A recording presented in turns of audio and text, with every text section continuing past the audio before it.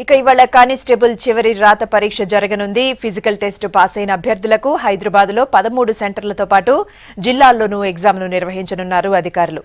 ఇవాళ ఉదయం 10 గంటల నుంచి మధ్యాహ్నం 1 గంట వరకు ఈ పరీక్ష నిర్వహించనున్నారు.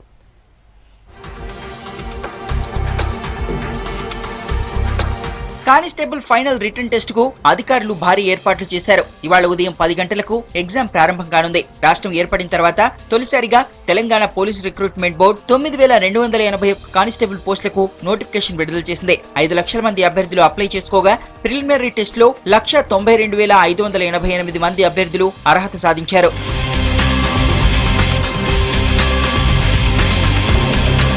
ప్రిలిమినరీ టెస్ట్ లో ఎంపికైన 192,588 మంది అభ్యర్థులకు జరిగిన ఫిజికల్ టెస్టుల్లో 80,000 మంది అర్హత సాధించారు. సివిల్ విభాగంలో 1,810 కానిస్టేబుల్ పోస్టులు, ఆర్మడ్ రిజర్వ్ విభాగంలో 2,760 పోస్టులు, ఎస్సీఆర్పీఎల్ లో 56, టీఎస్ఎస్పీ లో 4,065, ఎస్పీఎఫ్ లో 174, ఫైర్ లో 416 పోస్టులకు ఎగ్జామ్ జరగనుంది.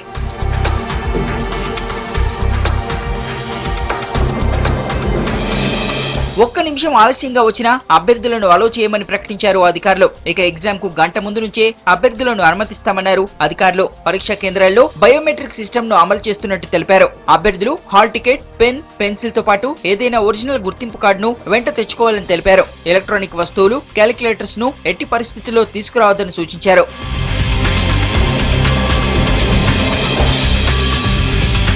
పరీక్ష కేంద్రాల్లో సైబర్ క్రైమ్ పోలీసుల నిఘా ఉంటుందని తెలిపింది పోలీస్ శాఖ. ఎవరైనా మాల్ ప్రాక్టీస్ కు పాల్పడితే క్రిమినల్ చర్యలు తీసుకుంటామని హెచ్చరించింది. డీసీపీల పర్యవేక్షణలో స్పెషల్ స్క్వాడ్లతో బయట బందోబస్తు ఏర్పాటు చేశారు.